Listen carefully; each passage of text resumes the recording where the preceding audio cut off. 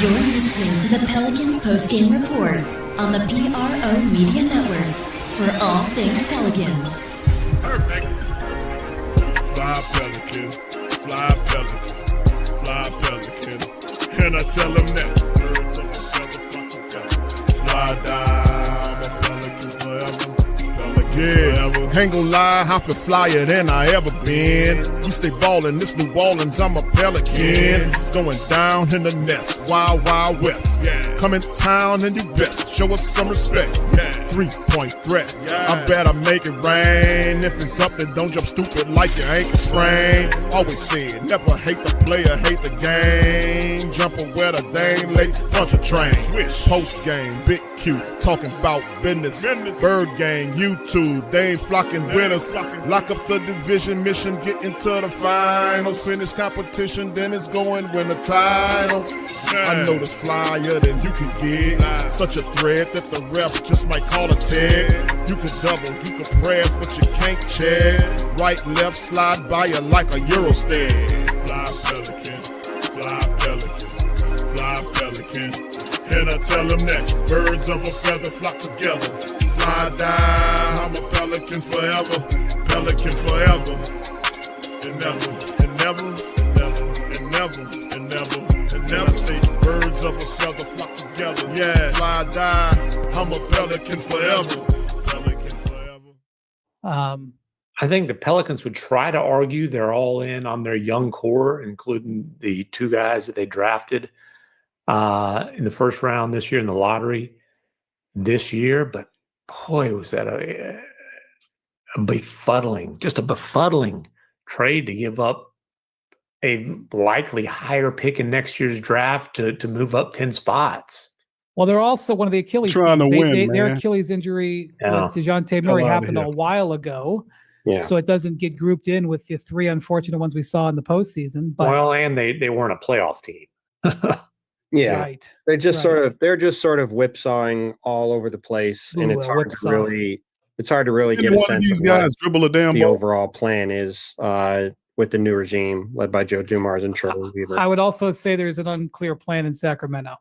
Well, and real quick on New Orleans, again, there's still what's up with Zion? Is this a guy you're building around? Is it Joe Dumars said is that, this a guy you can get value for? Well, there remains off-court stuff. Yes.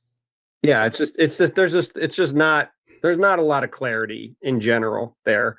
Yeah, I mean, look, Sacramento a few years ago had Tyrese Halliburton and De'Aaron Fox, and then you have exit interviews back in April, and Domantas Sabonis is saying, "Yeah, we need a point guard on the team." And they got And they basically Westbrook's still out. Dennis Schroeder. Guys, speaking of whipsawing all over the damn place, shout out to the fam for all things Pelicans. You're now tuned into the Pelican postgame report.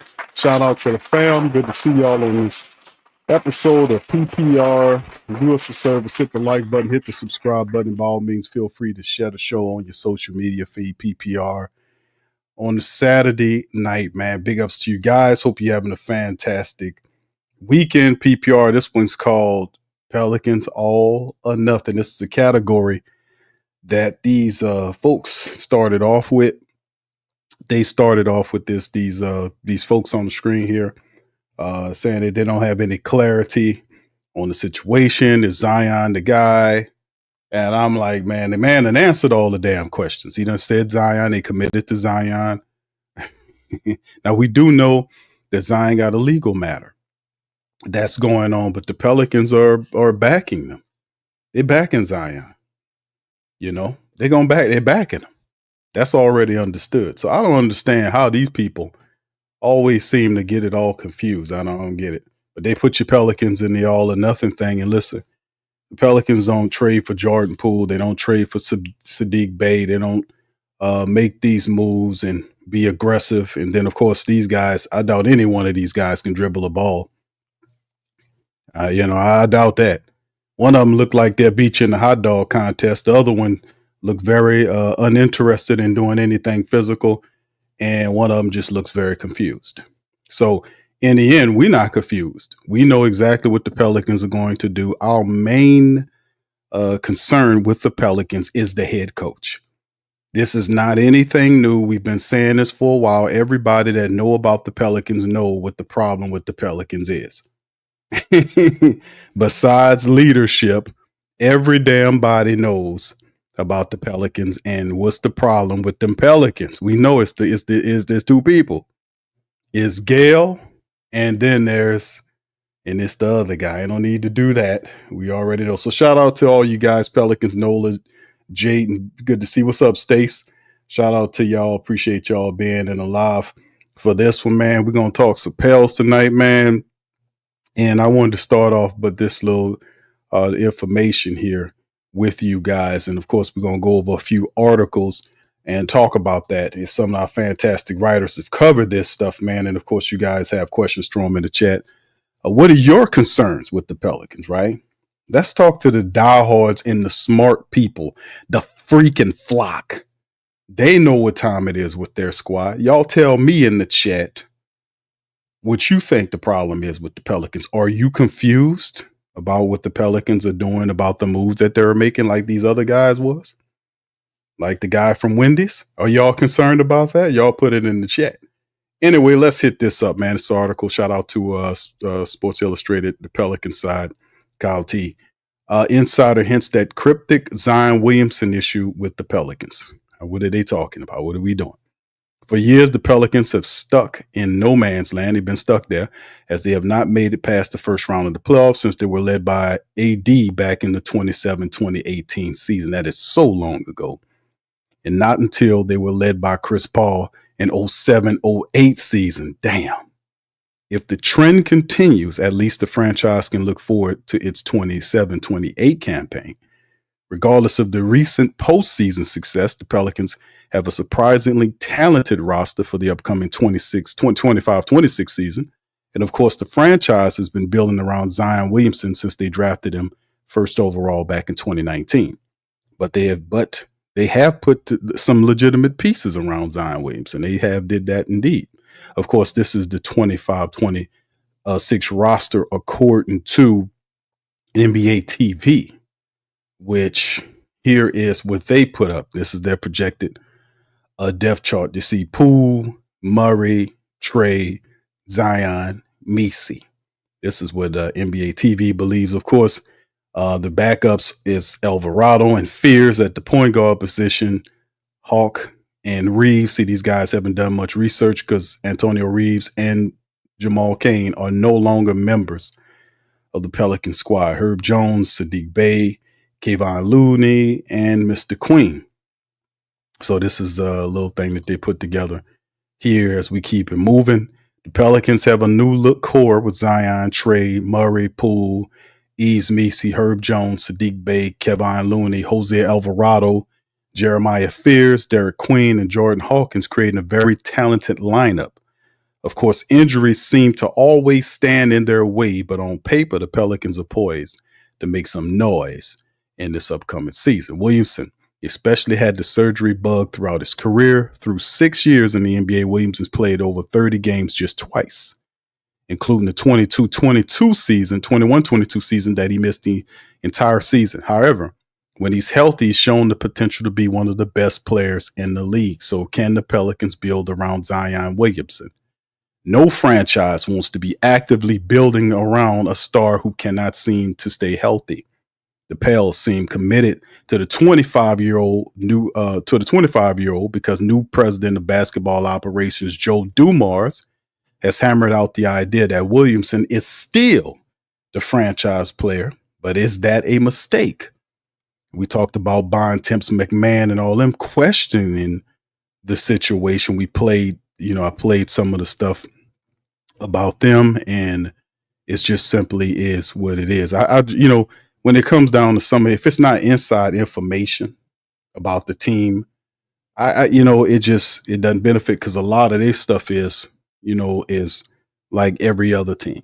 They try to look at every team, and it's like an outside view of your house type of thing. They don't actually go inside the house and doing a thorough check to see how your roof, your air conditioning before you sell it. You see what I'm saying? The foundation, if it's good, if you got termites in it, they don't do nothing. They just look outside and say, here what it is, and the basic stuff. But the major problem I see with the Pels, like we said with anything, they're gonna build around Zion Williamson. Zion Williamson showed a lot of promise last year. He did. And he could have played in more games. He could have definitely played in more games than what we seen last year if it wasn't for the fact that they tried to shut him down because they was trying to get that lottery pick. People forget that. Well, he missed so many games. I have to say, like, man, a lot of times toward the back end of the seasons, you seen them like what happened when they had Lonzo Ball here. Remember that year? The Pelicans were in the thick of it. They could actually have gotten a playoff spot if they would have started playing them, but Griffin said shut them all down. And they shut all of them down so they can tank for spots. A lot of good that dumb shit did. But in the end, we have to look at what it is. Right now, the team is Zion centric. Trey Murphy is realized. Trey Murphy is become a more than just a shooter. He's a player that can do multiple things for you. Herb Jones is under contract. We've seen Trey get his money. Zion got his money. So this is no longer the team of potential. This team has to perform. It's actually here. You can't justify moves like Poole and Sadiq Bey unless the team is here. They ready to do it. They have to step on that and they got to handle the damn business straight off the bat. And like I said, trying to move from one administration to another administration, a lot of the players that the previous administration have, they're no longer here. And for those who are still here, that might be an odd fit, is still some movement happening. This is a different situation altogether. So, we have to be able to give teams an opportunity, especially with Joe Dumars here, to see if he can kind of hammer out exactly how he wants to change this thing, right? Going to be interesting to say the least. But anyway, speaking about Poole, this is what Draymond, I don't know if y'all heard this, but this is what Draymond Green said on hit the podcast with him and Baron Davis. He made a mention about the Pelicans, in particular Poole, the same dude he punched down. I don't see how he got away with that, but at the same time, he punched down the guy, and this is what he had to say. Put one in the chat if y'all. Traded C.J. McCollum, Kelly Olynyk, and a future second-round pick to the Washington Wizards for Jordan Poole, Sadiq Bey, and the number 40 overall pick in the second round of the NBA draft. What does this trade mean for both teams? Draymond, what does it mean for the Pelicans? What this means for the Pelicans is that Joe D's coming in. He's making some changes. He wanted to see, acquire some young talent in Jordan Poole to see if he can still make it work with next to the Zions, Trey, Herb Jones, see if you can put it together with these young guys. I think so when I look at this Pelicans, this move, you got DeJounte will be coming off an Achilles injury. When I look at this Pelican move, I like it. I think when you add a talent like Jordan Poole, CJ is kind of who CJ is. Jordan still has room for growth. I don't think we've seen the best of his growth yet. And I think getting in an organization like New Orleans under Joe Dumars' leadership, with Willie Green as the coach, I think will be a really good situation for him. I think Washington, the first year he spent in Justin, last year he had a really good year numbers-wise, but when you're on that team, it don't matter. And so I think, when I look at this for the Pelicans, I look at this as a net positive. You didn't have to go crazy from a salary cap standpoint. I think Jordan may make a little less than CJ or right around the same amount, but yeah, I think you still got time for him to prove himself. A couple more years left on his deal, 2 or 3 more years left on his deal. I think he still got time to prove himself, and with some young guys who also looking to take that next step. And so I think they become a team that you got to watch out for in the West. Right. They got a lot of talent. They can put it together. They're going to creep up and can possibly have a good year. So that's what I think this move means for the Pelicans. Okay, Draymond. Okay. All right, Draymond. Draymond I had to dip the glasses on right quick because, Draymond a Pel hater. You're a Pelican hater. I mean, he don't like the Pels. He called them soft, and Pelicans ain't going to do nothing. The goddamn Pelicans ain't going to sneak up on nobody. But now he's saying they're going to sneak up on somebody. Because, man, listen, man, a lot of stuff twisting and turning, but you need leadership. You need somebody that's respected. I mean, like I said, man, I've said this before about the leadership of the team to be taken serious. You got to have somebody that's leading you that been to the promised land. Just being straight up and down. You got a guy that's a top 50 NBA legend running your team. He just not a player turned exec.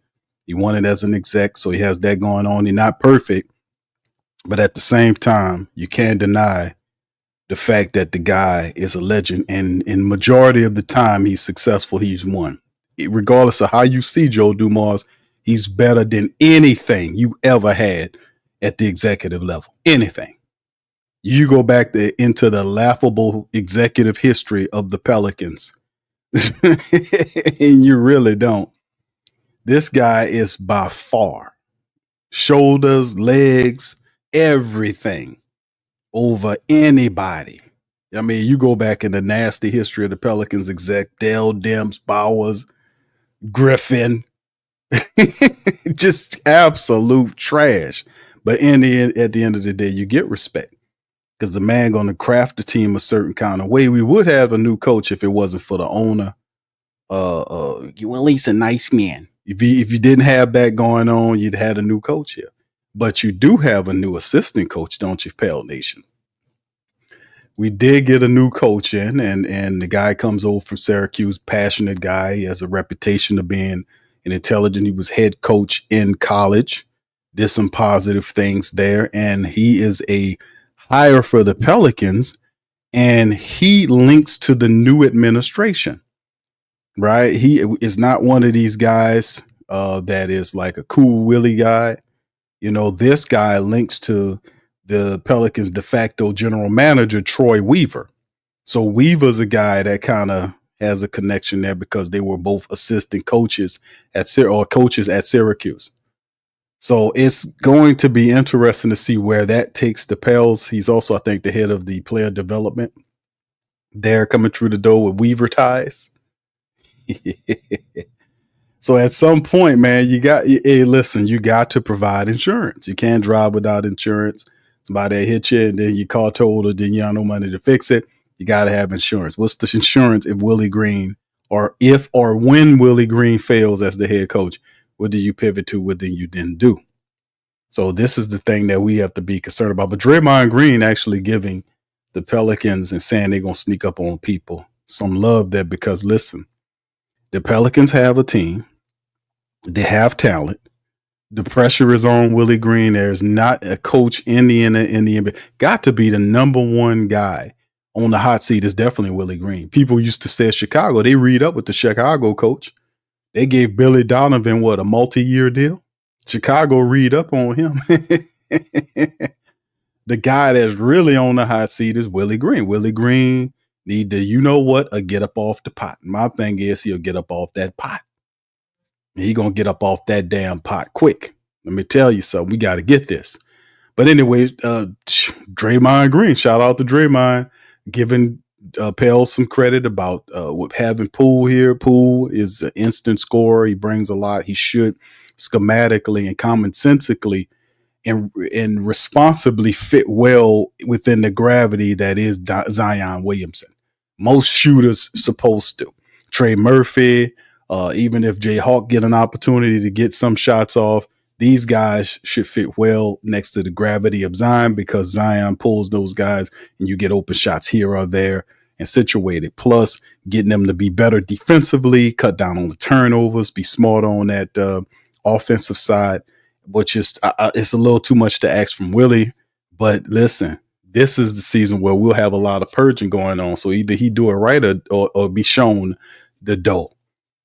So I'm happy about that. I am not down the least damn bit about that. So what y'all think about that? Draymond Green giving a shout out to the Pels on that. That's all right. All right, Draymond. I see you, brother. I see you think that. All right. All right. Anyway, let's keep it moving. Pelicans guard DeJounte Murray's latest Snapchat post signals a big change. Shout out to Pelicans Debrief as they talk about this as well. Over the entire course of the Pelicans offseason, DeJounte Murray has been someone that the media and family members appeared to forget about. With Joe Dumars' blockbuster moves of trading for both Derek Queen and Jordan Poole, it makes sense why an injured Murray hasn't been a major talking point this summer. However, after a recent post made by Murray on Snapchat, family members are going to have a ton to talk about. In the post, Murray took a pic of himself on a scale while it's reading 194.1. Assuming the scale is accurate, that means Murray has added 14 pounds to his listed 180-pound frame. To the average person, gaining 14 pounds might be a reason to rethink their diet or go see a doctor, but for Murray, it could be exactly what he needs to prolong his career. Let me see if I can see the picture right here. Let me see if I can get the picture here of Murray on the scale. Let me see. I can't get it there. All right. Anyway, we'll just go back. Well, I'm going to see if I can pull it up later on. All right. But anyway, during his 8 years of NBA experience, right, 8-year career, Murray has always been someone who's thrived by driving to the basket. That being said, a constant theme throughout his career has been getting battered and bruised when going to the basket due to his thin frame. Now, with some added size to his frame, this shouldn't be a problem. This could entirely alter his trajectory going forward. Added weight is going to benefit Murray and the Pelicans in so many ways. Starting on the defensive end, he's always had elite defensive instincts and been someone who can trigger steals and create turnovers by using active hands in the passing lanes. With some added size, Murray is less likely to get pushed off his spot and could use defensive talents more effectively. Like I mentioned earlier, he's always excelled at scoring at the rim. Yet over the past couple of years, Murray has been in the 36th percentile at rim finishing and 25th percentile last season. This poor conversion rate at the rim is primarily because of his thin frame. Despite being a larger guard at 6'5", he's always had a thin frame. An additional 14 pounds is going to skyrocket his finishing rate at the rim. It could help him add up to 5 points more per game to his average. It'll be interesting. Murray's already had a franchise level point guard in the former All-Star, and now with some much needed added size, he's going to prolong his career. Being bigger next season will more like make him stronger and help him avoid future injuries. New Orleans already had a great point guard in DeJounte Murray, and now he's going to take his play to the next level with his near 200-pound frame. So a very interesting take with DeJounte adding that weight. Of course, we know with him having that type of injury, that will cut down his speed. And that's what happened. It'll cut down his speed. And I'm not mad at him picking up a little extra weight, man, because he does attack the rim. He does, it would definitely add more muscle helps. So he's getting bigger, bulking up size wise, but that speed, man, is going to kind of take a dip there. All right. What's up? Shout out to y'all, man. Appreciate y'all being in the building, brother Don. Big ups to you, man. Yeah, he said, Don says it's crazy how many teams want Zion, but he's a bust though. I know they just don't want you to have him. That's what it comes down with the whole Zion Williamson thing. They don't want you to have them. They want to move these guys around. You hear it all the time with some other these other guys. Like they're infatuated with moving the stars like a Giannis from Milwaukee to New York, or move him to Miami or something. They're always these same crazy ass people. They want to take them and move them on out to these other places. They just don't want you to have them, But it's insane. Yeah, a person that's always hurt shouldn't have that much that much trade value. What's up, Jessica? Shout out to you. All right, much love. Yeah, so the DeJounte Murray thing, like I said, he is the piece of the puzzle that perhaps doesn't fit with the Pelicans, right? We know Joe Dumars' thought process going into it was he drafted Jeremiah Fears to be the future point guard of the team. Our top backup, as it says at the point guard position, is Jose Alvarado. So, they're trying to find pieces that fit, that make sense. But DeJounte Murray makes sense to what the Pelicans got going on. That's going to be interesting. Now his money, once he gets healthy, him making what 30 something million or whatever the case may be. I know he makes big dough. That automatically makes him a starter, right off the top. They're gonna want to get value for that. But he's an interesting player in the mix of the new Pelican movement. Last year, you heard in interviews that he just didn't like what was going on. He looked at the Pelicans; they kind of left him out there. Stuff was going on with his parents and all that. You know, they wasn't very receptive. He said that he couldn't get time in the training room for his rehab and everything. And it was just a bunch of stuff going on with DeJounte Murray, but he was not happy with the New Orleans Pelicans. Now, according to a lot of insiders that Joe Dumars have met with a lot of these players, especially a guy like DeJounte that was disgruntled. Has he worked that thing out? I mean, but like I said, he's rehabbing, and we probably not going to see Murray in a serious capacity hit the court for us until probably later on in December, if not into the start of 2026. You know, I'd probably say somewhere in 2026 before you get him going good and be able to get him in there so he can start contributing. And by that time, the Pelicans will have a rhythm in what they got going into the new year. Hopefully, like I said, it's a lot of stuff going on with the Pels that fit. But like I said, and I'll say it again, Joe Dumars has a plan for the Pels, and that's just, man, we're just gonna have to see what's going on. But like I said, I can't take nothing away from Joe Dumars. That I think that he is a guy that is got the team headed in the right direction. I got to tell you, because how long have we been talking about having a tough team that fits the identity of the region in which it plays? Like, and we've seen this before. You go to Memphis, they have the what they call the Memphis stuff they got going on, the grind or whatever it is out there, grind house. You know, they got that Memphis mentality, that defense, that grittiness. You know, it's a blue collar town. It's similar to New Orleans in many aspects, and that's the type of team we want to have. We want to have a gritty defensive team that's tough, that don't take no shit. It's going to be a hard, it's not going to be an easy out every time you come to the Smoothie King Center. You come to the blender, you're going to get chopped up. You know, it's a physical contest. When the whistle and the tip off start, we don't fight until when the game is all on zeros. Everything is over with. And then it's a tough out when you play the Pelicans. You know, we dive on the floor for loose balls. We double team you. We smart on defense. We cramming it down on your head. We hitting them our wide open 3-point shots. We fundamental at the foul line. We shooting a high percentage at the foul line when we get an opportunity to get there. When we turn you over, we convert on the other end. That type of shit. That's what I want to see from my Pelicans, man. All this old sensitive stuff about being a basketball family and all that old dumb shit they used to have up there on the board. Joe ripped all that off of there and put up there one goal. And he got one goal up there and got a damn NBA trophy up there. That's what we talking about. So anyway, man, we're going to see how this whole thing twisting and turning, but it's very interesting right now what's going on with the Pels, with a lot of people talking. Like I said, if this lineup here, this is a good team. This, of course, is wrong as hell. I mean, Reeves is no longer on the team, neither is Kane. But what's interesting about the Pelicans, to say the least, is that we got a lot of talented players, and it's up to the coaching staff to be able to get these guys together so we can be able to get some wins this year and get on the plus side of this thing, stay healthy, and move this thing in the right direction. Right?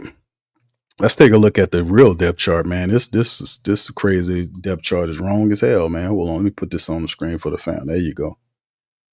Right, they got Fears on this. The ESPN depth chart has Fears as a starter there with Jay Poole at 2, with Murphy, Williamson, and Eves at the center position. Jose, Hawk, Herb, Sadiq Bey, and Queen in the second unit. And you see, you don't really care about who's the third guy, but outside, that's what I'm saying. You look at the Pelicans have pretty much put together a pretty interesting team, to be honest with you. And man, it's going to be fun, man. The whole thing about this whole unit is staying healthy and coaching, man. That's what it come down to. Staying healthy and coaching. We'll see. All right, anyway, just AD there says we're trading for Sabonis mid-season. Remember I said, okay, Sabonis, who you going to give up for him? All right, what's up, Tech Blitz? Shout out to you. Just A Davis, who you giving up for Sabonis, bro? And, and there got to be a trade that they want, bro. Yeah, Slim said we still got Willie. Can't get around that. There you go. Denzel says the grit and grind. Yeah, we need a New Orleans version of that shit, man. We got to have something like that, man. We have an identity, play behind the energy and the intensity and the mindset of the region. We are blue collar, strong city, resilient city. You use that. You build that into the identity of your basketball team. That's how you make you grow a strong support base. Bottom line. Don says Eves can't start. That's what they got. All right, Jaden says, Q, do you have the phone line? Well, probably. I don't know if I'm gonna do it tonight, bro. I know probably on the next stream that we got fired up.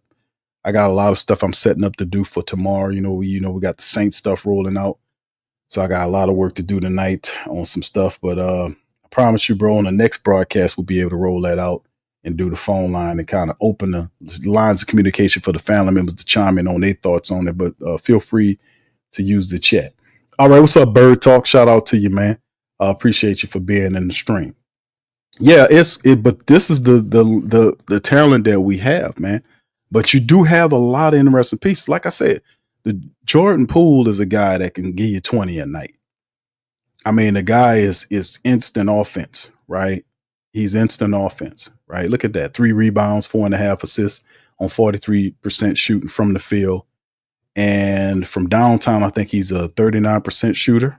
Now, actually, 38% shooter, which is that he shot that last year for Washington. He put up 20.5 points a game. By the way, that's the most he did in his career.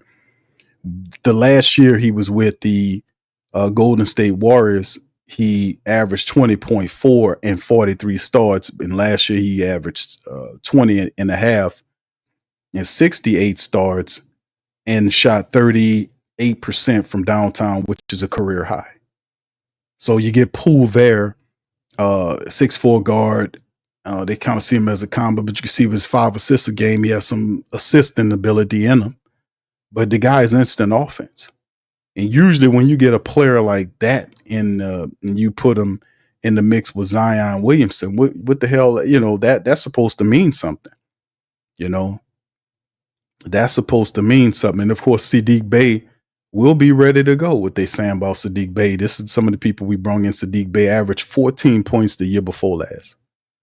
Of course, last year he spent the entire season out. But, the prior season, when he was in there, Sadiq Bey is one of these players. He is 6'7", 215-pound guard. The dude plays multiple positions. He gritty, very talented. And, I mean, the guy can score. Like the most he's averaged in the second year with Detroit was 16 points a contest with 5 rebounds and 3 assists. The best shooting he did was in the year he played with Atlanta. He shot 40% from the 3-point line. So, I mean, the guy could play ball. 14 points, 6.5 rebounds, and assists and a half on 41% shooting. So if you know anything about Sadiq Bey, gritty defensive player with offensive game, could play a multitude of different positions. And it's a good type of player to have in a Joe Dumars mindseted team. Versatile player. But 14 points a game and 20 points a game, that's pretty damn good for for what the Pelicans have. And then, of course, the window on the Pelicans is 2 years. Like we talked about, what they were mentioning about the Pelicans and where do we go in terms of is it a win now situation? It has to be. You have Poole and Sadiq on 2-year contracts. Kevon Looney's on the 2. Yeah, Looney, Poole, and Bey, who are going to all be these guys are going to be key reserves, and Kevon Looney probably going to end up starting for the Pelicans. Poole's a starter, and Sadiq Bey a key reserve player. All those guys on 2-year contracts. So whatever you're going to do, you got to do it now. So we ain't got time to screw around with Willie Green with his F stuff, if you know what I mean. So, yeah, we got some good players here is the bottom line. But once again, like I said, for people who know the Pelicans, they know the problem with the Pelicans isn't so much the players. We know about the injury situation. That's the one thing that the Pelicans have not addressed. That's another issue. But outside of that, man, It's the coaching. The coaching's the problem. Willie Green is not a very good coach. We know that. This year, boy, that boy on a filthy burning chair. Everybody looking at him over the next 20 games to see what he can get done. Get him the hell out of here if he can't win. All right, so anyway, fam, let's keep this thing moving, man. I just wanted to shout y'all out, man. It's not going to be a very long episode of the Pelican Post Game Report. I just want to drop some science with y'all on some of the latest stuff on our Pelicans, man.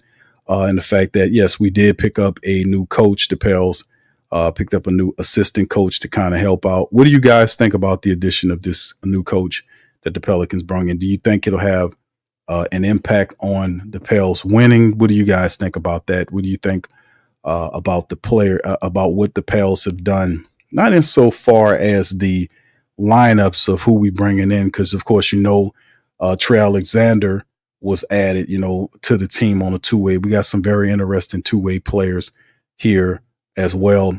Hunter Dickinson, a lot of people have their reserves on Hunter Dickinson, not a very physical big, has an offensive game to him. The two ways are very interesting. A lot of this is not dated correctly, but yes, PV, the draft picks of Queen and the rest of these guys coming in. It's going to be very intriguing to see how the Pels mix in Jeremiah Fears, and when Derek Queen gets healthy, how do you mix these guys into the reserve units to have success? I know I think starting off for this upcoming season, open the season up, my starting five would be Poole, Herb Jones, Trey, Zion, and Looney. That would be my starting five. That would be my original. That would be my five to open up the season with. And I think that would be impressive because with Poole, you have the scoring ability. He also can assist for you. Herb Jones is your defensive stopper who can hit a 3-point shot for you in the corner wide open.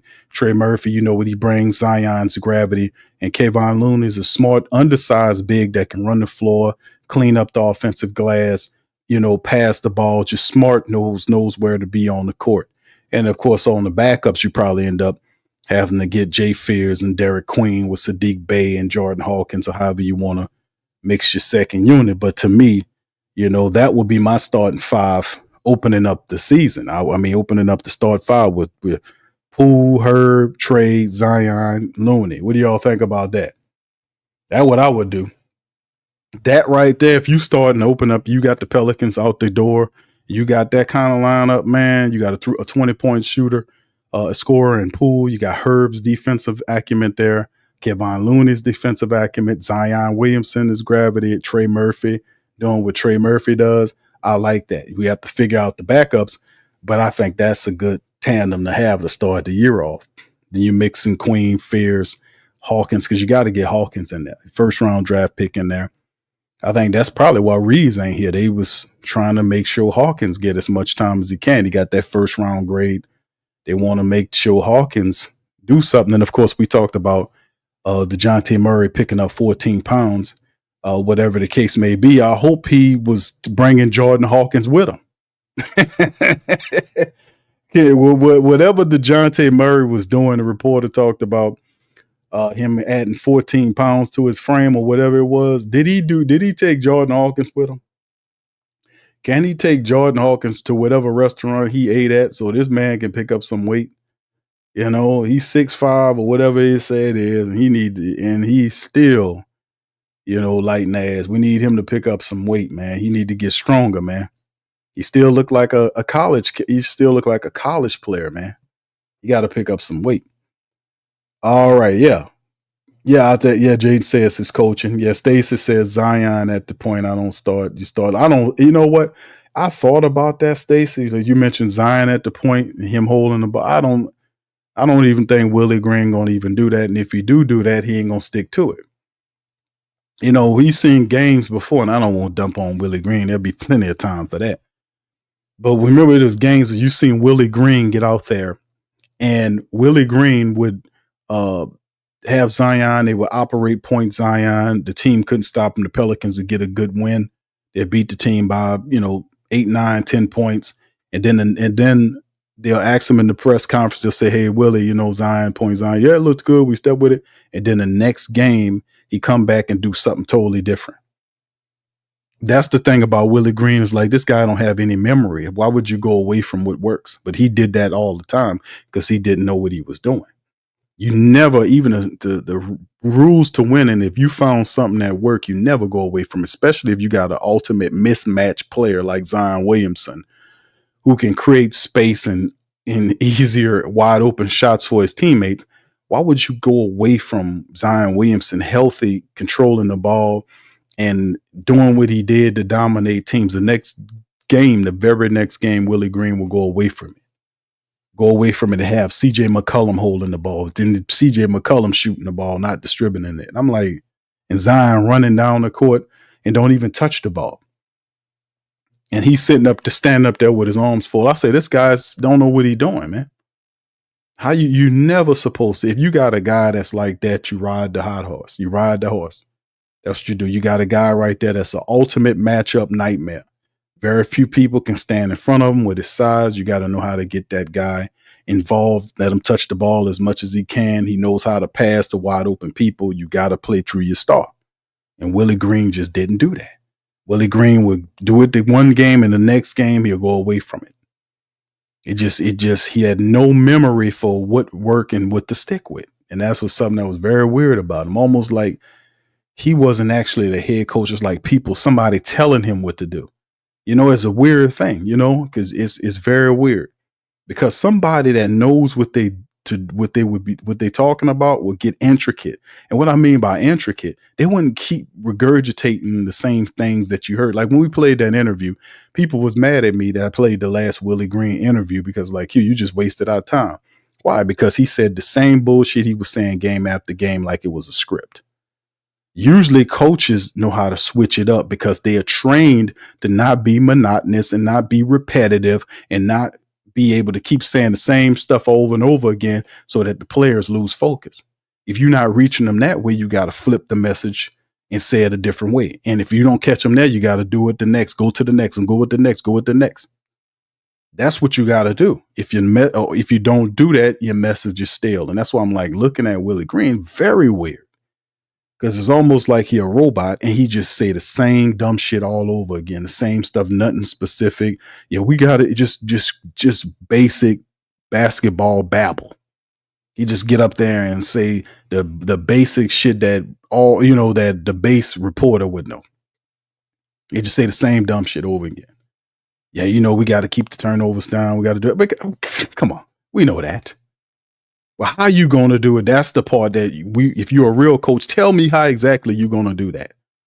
What philosophy are you going to use to talk to your players that you're supposed to be a defensive coach? How are you going to stop them from doing what they're doing, being a bad defensive team, being stupid on the defensive end, being lazy, overcommitting, not communicating on the basketball court? How are you going to stop them from doing that? Because they do it repetitively and consistently. What are you going to do? How are you going to do it? And he don't have no answers. He got all the basic stuff. That's what I'm saying. You've been cheating. You've been cheating here. Now, what I mean by cheating is you found a sucker here. I ain't gonna, you found a person running the team that is not valuing winning championships until people get mad at her and threaten to take their tickets away. Then she won't talk about winning no championships. They wasn't talking about winning nothing before. They was talking about just sustainable winning and all that dumb shit. No, we don't care about all that. We want to see this basketball team go out and perform and play difficult and hard every night and create a name for themselves. We don't want to play the Pelicans. The Pelicans rough us up. They kick us in the ass. They do all this kind of stuff. They rough down there. They got a reputation. We don't enjoy going down there. That's what I want. I don't want them to come down here and it's an easy out. Or they just the Pelicans, like Draymond said. So, I mean, like I said, it's basic basketball babble when it comes down to Willie Green. For the last 5 years, the guy been down here for 5 years now? And we have not seen what we need to see for him to do anything with this team. You have to play through your star, Zion Williamson. If point Zion is a thing that's going to guarantee us wins, and he could work because Zion Williamson is not, as he's not a turnover prone type of player. Zion Williamson is actually is pretty good with the ball in his hands. He has a good temperament. And then on top of that, when guys close in, because he's been double teamed his whole damn life, he knows where to pass out of the double team at. He knows what guys are situated at. You know, remember he had them couple of games last year when he had a double doubles. I mean, didn't he have a triple double game, a couple of double doubles, a triple double game? Zion passing and distributing and scoring, getting guys involved. That's how you win. But you following basketball fundamentals when you play through your superstar. When you play through your superstar, good things always happen. You play through your superstar. That's something we consistently haven't done. And a lot of times Zion hadn't been available, but when he's out there and they didn't play, he would be running around. He won't touch the ball. You see CJ McCollum was shooting the ball, just jacking the ball up. There was no sets being run. It was just stupid. So the man is on the clock, man. That's the bottom line. So that's why I'm saying basic basketball babble is Willie Green. That's what he's guilty of here. We need to see more, man. And perhaps this is the year when all that fake shit is going to be gone. I'm telling y'all, watch. And it's only so long. What Pac said, it's only so long for fake thugs to pretend. Shout out to Tupac. Bird Talk said that might have been DG's fault, Big Q. Okay, thank you, bro. Appreciate you that. All right. Okay, much love. Thank you there. Thank you, bro. I'm trying to say your name there. What up? Cuz 23. Okay. Been waiting for y'all for a minute. Love the pod. Thank you, bro. Appreciate you. Much love to you, man. Marley said Green is about to get fired. Oh, yeah, no doubt about it. Gail had no business keeping Willie this year. Now she interfering with the best. She been doing that. She did that because Griffin wanted to get rid of Dave. Griffin wanted to fire Elvin Gentry. Remember, history repeats itself. This happened 3 years, and this happened 3 times in a row. It happened. The first time it happened was when Tom Benson had the team, and Dale Demps got hired on to be the general manager. I think Demps was here with Monty for like 2 or 3 years, or 2 years or so. And Monty and Dale Demps didn't like each other at all. So Dale Demps was asking Tom Benson to fire him, and he had his, he wanted to bring his own guy in there. But he asked him, he wanted to fire him. But Monty Williams knew that. And Monty said, hey, man, if I get this team to the playoffs, can I keep my job? And Tom Benson told him yes. When he got the team to the playoffs, Dale Demps fired the man. That's how rotten and underhanded. That's why people hate Dale Demps. Like we played the stuff with Kendrick Perkins going off on him. Kendrick Perkins hate Dale Demps. Another person that really hates Dale Demps too is Magic Johnson. Why Magic hates Dale Demps? Because Magic Johnson was trying to trade with Dale Demps with that AD situation, and Dale Demps was the one that released the information about the trade, and that poisoned Magic's team and ultimately led to Magic stepping down. And that's how Rob Pelinka got the job. Go back. That was Dale Demps. Dale Demps released the information about the trade. And it was basically the trade trying to trade. Demps was a snaky dog. There's a hot seat with razors on it in hell waiting for Dale Demps when he get on out of here. Rotten ass dog. People want to knock the piss out of him because with how you do business, lying to people and all this kind of stuff. But in the end, you had that kind of stuff going on. He wanted to fire Elvin Gentry. I mean, not Monty Williams, but he actually fired Monty and hired Elvin Gentry based on freaking charts. He said they asked him, because he talked to a bunch of people that was actually better than Dale Demps, and he settled. I mean, on Elvin Gentry. I'm sorry, and that were actually better than Gentry, and he settled on Gentry. They asked him what made him stick out.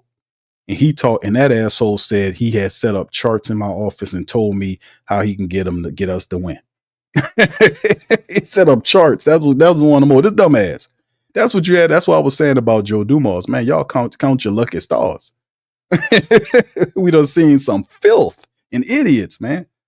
I'm telling you. Finally, when they fired Dale Demps was after AD walked out of the arena. And that's all folks' shirt and all that. Gail was pissed and she fired him on the spot. Got rid of him. Then she hired that other asshole we had last year. Brought him on here. And then he wanted to fire Elvin Gentry. She said no, because he's a nice man. So he kept him. And he when he failed, then he fired him. Then he hired the next guy, which was, who was it? Van Gundy. You know, Van Gundy wasn't looking for no jobs. None of that. It was other people available. Man was still talking about the game. And that was all him. I mean, that didn't work. Ingram got him out of here. Then there's this all this kind of old stuff. But in the end, what I'm saying is she got a history of interfering and shit. She don't have no idea what she's talking about. But in the end, it's only so long before that'll stand before he got to get out. He got to show if he can coach. But what he get, because Joe gave him a team that should be able to win.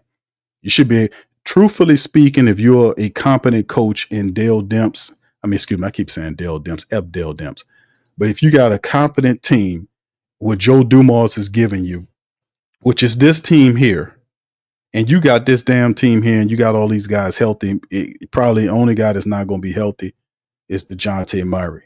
Realistically speaking, with Poole, Herb, Trey, Zion, Kayvon Looney, and then off the bench, Jose, Jordan Hawkins, Jeremiah Fears, Sadiq Bey, Derek Queen, PV, Mekovic, those guys, Trey, you should have at least 45 wins, 40 to 45 wins, at the very least 40 to 45 wins. You know, if you just a basic coach, a decent coach that follow the fundamentals, set your offense up correctly, just be defensive minded, just work your team, make sure they get back, set up your sets right, make sure they intellectually intelligent in terms of the defense sets and the offensive sets, just getting them to practice on the free throws when they get this opportunity to get to the foul line, just being fundamental there, just having them traits there. And like I said, man, this past season, it was too much going on in the NBA where there was so many really good coaches that was available, that's still available. Taylor Jenkins is still available. So is Malone. They're going to wait till the next hire. They know that some guys are going to get fired and they're just waiting in the wings. They're just sitting there waiting in the wings. It's always a coach that's going to get fired. And Willie Green's the first up. He got to do something with this team. You can't look at this team and tell me this team ain't no team that can't win at least 40 games, 45 games with this talent here, man. It's all on the damn head coach. That's what I'm talking about. All right. Anyway, yeah, that's right. Slim. He called Dale. That's right. The late great David Stern, one of my favorite commissioners. He called him a dummy. He said this guy didn't know what he was doing. Because remember, Dale Demps was running the Pelicans. They were the Hornets at the time, where the ownership Shin sold the team to the NBA, and the NBA was running the team. They were actually running the team, and Stern was telling Demps what to do. And he was I remember he had the interview where he just talked all about it, man. Dale Demps was a piece of garbage, man. He was a piece of garbage. But anyway, like I said, count your lucky stars. You got Joe Dumars. That's the best administrator you ever had in all this history. And the guy, giving them a good team. This is a good team. Despite these other guys, I don't even think they can dribble a basketball, from ESPN telling you, I didn't know it's a mind-boggling trade to go get Queen. Like Queen is not a top 10 player in the draft. You look at the ESPN, go back and do your research. If you look at the ESPN rankings on the players prior to the draft, they had Queen inside the top 10. They had both Fierce and Queens as top 10, top 15 players. And if you was able to get two of those, you was doing good. Well, it was the unprotected. Let me tell you something. Nobody don't give a damn about that unprotection.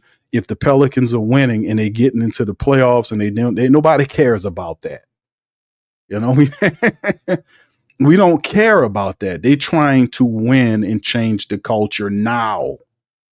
We don't care about that bullshit.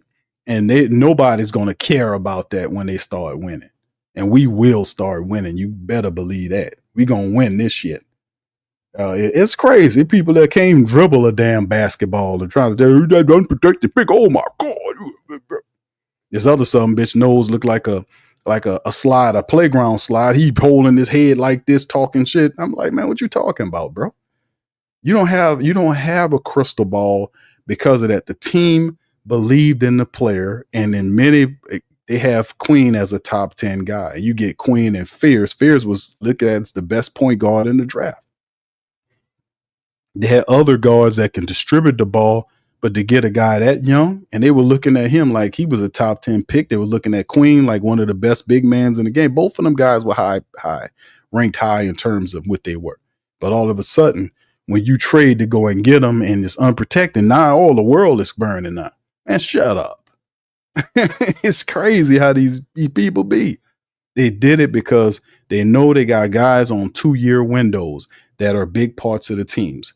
Poole, Bay, and Kevon Looney all are on 2-year contracts, meaning that the Pelicans have a 2-year window to compete. They got to do it now. And you got players within the window like Zion and Trey. There is no more, hey, man, look, when the Pelicans reach their potential. None of that, bro. Willie Green been here for 5 years. You know, Zion is in the big money parts of his contract. Trey got his big money now. Herb got another contract. You see what I'm saying? These guys are in big money now. This team is realized now they got to hit it and go now. That ain't no more. This is a young team. And when they get there, no, this is a mature team that has to win right now. And that's why Joe Dumars is moving like that. He understands it, even though they don't. All right. Yeah, there you go. Bird Toss said, boy, everyone jumped on the Pels about the pick. Even people with only yeah, what the Pelicans are doing. And all they was doing was regurgitating what they seen on ESPN. That's all that was. Or what they seen on Fox. That's all they was doing. Because realistically, you shouldn't be acting like that about the pick until you see if the pick panned out. And you won't see if the pick panned out until a whole year into the process at the very least. So what you wigging out for? Oh, it was unprotected. Somebody, what about next year? It's supposed to be 20. They said that about this draft. They said that about every damn draft. That, the 2025 draft going to be off the train. The 2026, they say that shit every year about every draft. Y'all know that. They said every year they say the same shit. That this draft going to be better than next year draft. That's what they do. They say to get you to watch. That's what they do every year. They do it every year. So I don't understand the mindset of them wigging out on an unprotected pick when you need to wait a whole year to see if the damn pick pan out. You don't have a crystal ball. If you did, you wouldn't be working at Fox. You dummy. Dude, they just need something to talk about that seem like it's deep. Shit ain't deep. Joe Dumars, I got faith in Joe Dumars. I got faith. I know when I say that I want my team to play rough like them Detroit Pistons teams did. Hell, I want my team to play rough like the Detroit Pistons playing last year. I would settle for that. Like what Detroit was doing last year, getting rough and all this kind of stuff, tapping into their true identity. That's how you get respect. That's how you get respect from people, man. All this dumb shit that Griffin was talking about last year. We're good guys and all that, man. Shut up. This is basketball, man. You get respect by how physical and intelligent you play. And I'm ready for that play this year. That's what I'm looking forward to. All right. Anyway. All right. I'm going to get ready to go, man. Let me get some comments. Slim says, I like our picks, but the national media hates the Pels. That's why. Indeed, bro. But we starting to see a softening effect. Two of the biggest haters of the Pelicans was Kendrick Perkins and Draymond Green. That's two of the biggest people that disrespected the Pelicans. This year, they're not doing that. I just played a video for y'all with Draymond Green saying that the Pelicans are going to be a surprise team in the West. That's what Draymond said. Draymond consistently over years talked about how soft the Pelicans was and that they Pelicans ain't going to do nothing. That's what he said. Now I played the video early in the show with him saying that the Pelicans going to do something. I showed the video on the channel about Kendrick Perkins backing the Pelicans. Two of the biggest Pelican haters are now on the Pelicans. Why? Because they see what's about to happen. They see that Joe Dumars is here. He moved all that softness out of town. His main talking point when he got in there is about toughness. He even did his hand like that. It's about toughness and having that in the team. That's what you got to start. You got to have that identity, because people not going to respect you if you're soft and you're dumb. Don't work like that. You're a pushover if you're soft and you're dumb. People that get respect are intelligent, physical people that's about that business. That's what I'm talking about. So Willie Green gonna have to step his ass up or step out, and it's gonna be what it is. There you go, beekeeper, grown man basketball, baby. That's what I'm talking about, man. You ain't lying. Boy, that's what I'm talking about. Grown man basketball is back in the Big Easy, baby. I like that. What I'm talking about, man. I got bucked up on that, boy. Grown man basketball. That's what I'm talking about. Grown man basketball back in the Big Easy. How about that? I like that. They need to put that up there for the market in there. That's what we need to do. All right, my dog stays saying Pelicans have one of the deepest front courts in the NBA now. So it's like, is it a question? What's the question now? We all, like the faithful that know about the Pelicans, know that the issue with the Pelicans going into the season is only two things. Number one, can they stop the injury bug? Number two, can that head coach get the shit straight? And you can flip flop them either which way. But at the end of the day, those two things are the concern for the Pelicans. And I guess you would state that the coach would be ranking one, because if you have all this talent and you got a coach that don't know how to use them, and then he goes and do all this dumb shit like he did over the last several years, where he's sitting up there folding his arms and the guys ain't running those sets and nothing, they're not doing anything valuable and people turning them over. And it's just, I hate to see when the Pelicans play OKC. OKC they just run the Pelicans off the floor. They turn them over. They run down there and dunk on them. And it's just incredibly stupid. You can see the coaching difference, the intelligence difference, like having a bar, you playing Street Fighter and you got the bar, the health bar. It's like when you see when the coach gets there, Dagnall gets there, his coaching bar is way out here like this and here, and Willie Green it's like, bro, listen, we gotta change all that, man. We gotta change that shit. All right, Bird Talk says, Q, you think David Griffin had Willie hands tied? I'm not buying that, bro. I talked about that before. I think to a degree he did. Like, he would control the health staff. He would take Zion Williamson away from him. And a lot of that was David Griffin, because a lot of the other players were handled differently. But David Griffin handled Willie Green's had his hands tied as far as Zion is concerned. He would take Zion and tell him he can have him for this game, or he'd take him out of there, whatever else. But still, you got a coach. And to a degree, I don't know if he had his hands tied. I think Willie Green mimics David Griffin. I think Willie Green was picked by David Griffin because Willie Green's a company man. Willie Green don't fight for his team.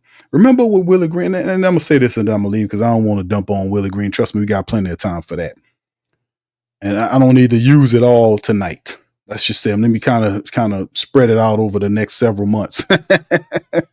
We got plenty of trash to dump on top of Willie Green. And plus, you're going to give you plenty of material as well.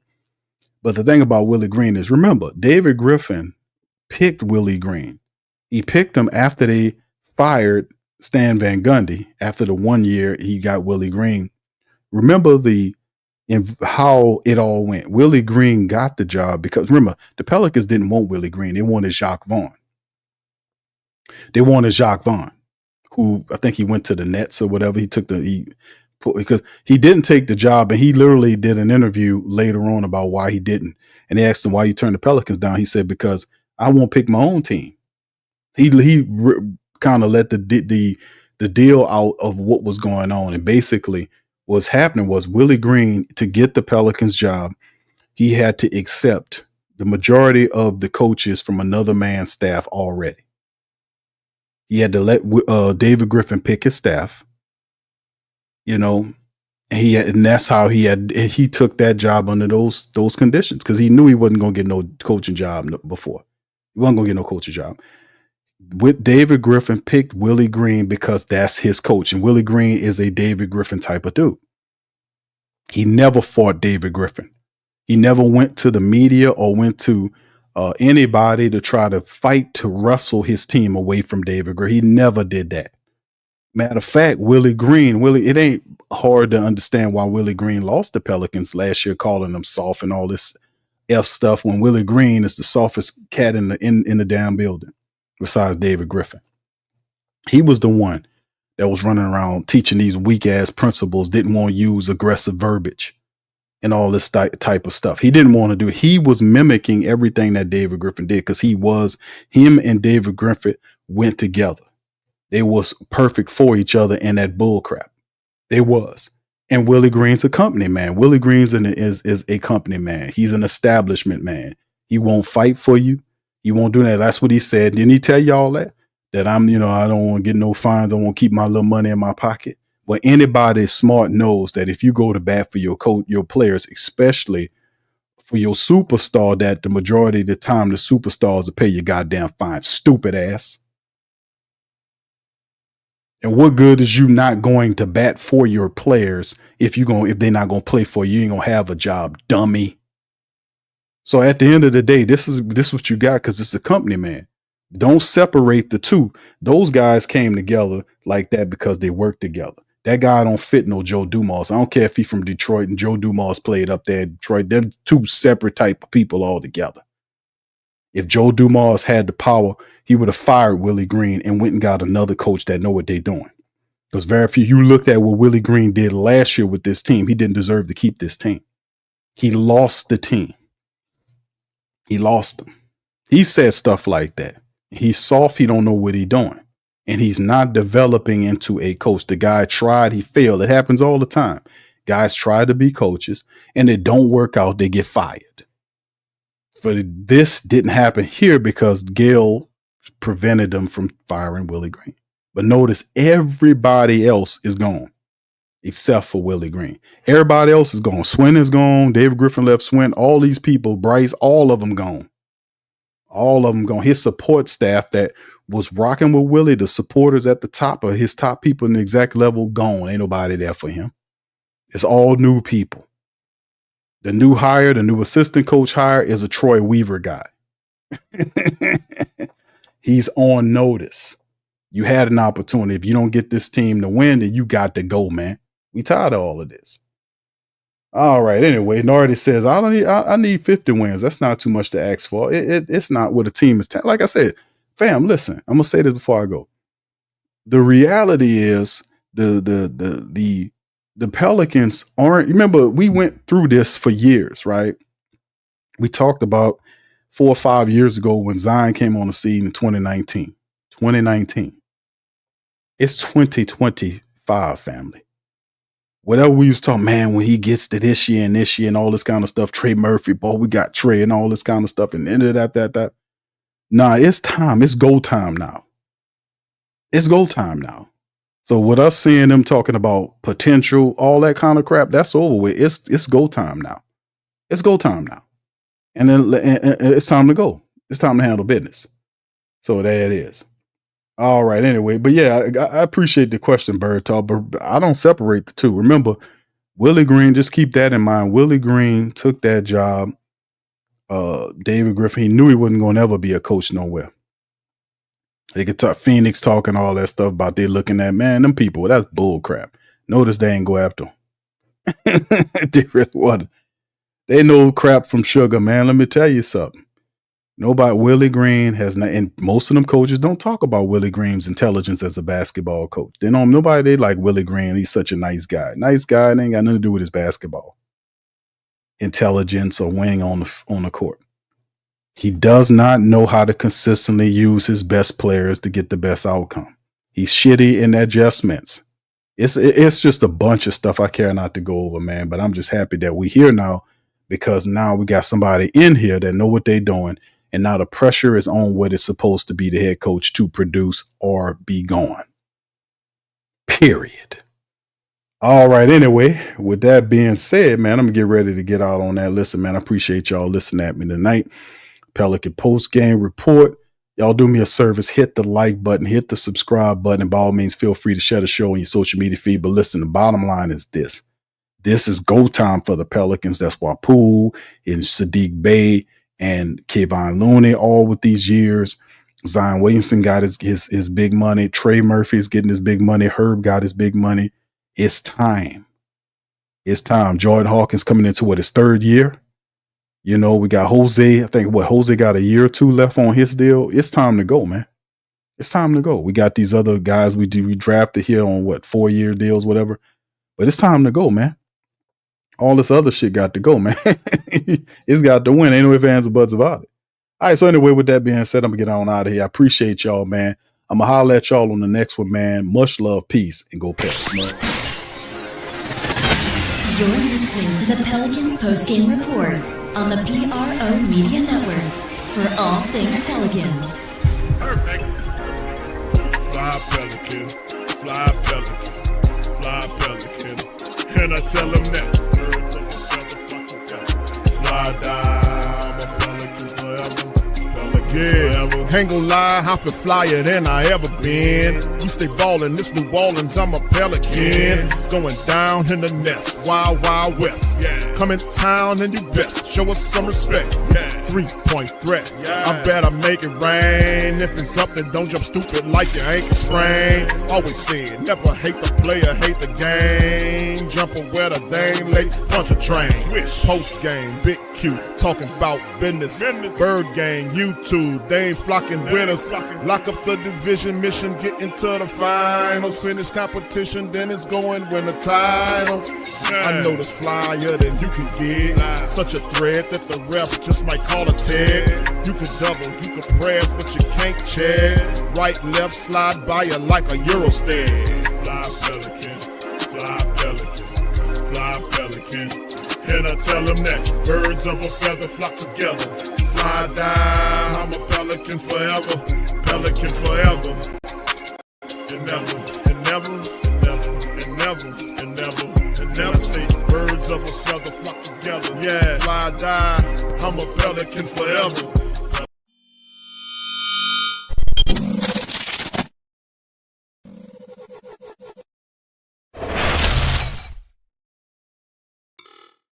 The WhoDatDaily.com. That's right, the WhoDatDaily.com. Your one-stop shop for everything New Orleans Saints, New Orleans Pelicans, LSU Tigers, even the top flight boxing. So if you're a Who Dat and you're looking for a place to stay up on your team, WhoDatDaily.com is your site. The WhoDatDaily.com for the sport Who Dat in all of us. That's right, the Pro Shop is the platform store where you can go and buy all the latest merch to support the platform. Available at the Pro Shops, we have dozens of hundreds of products available for you and your family. Unisex tees for men and women, hoodies and sweatshirts, tank tops, kids and baby items, long sleeve tees, mugs, pillows, wall art, bath bedding, face masks, phone cases, stickers, bags, fanny packs, socks, hats, and many other items. Please feel free to check out the Pro Shops. The link is in the description section below. And remember, it helps the platform continue to grow. Check out the Pro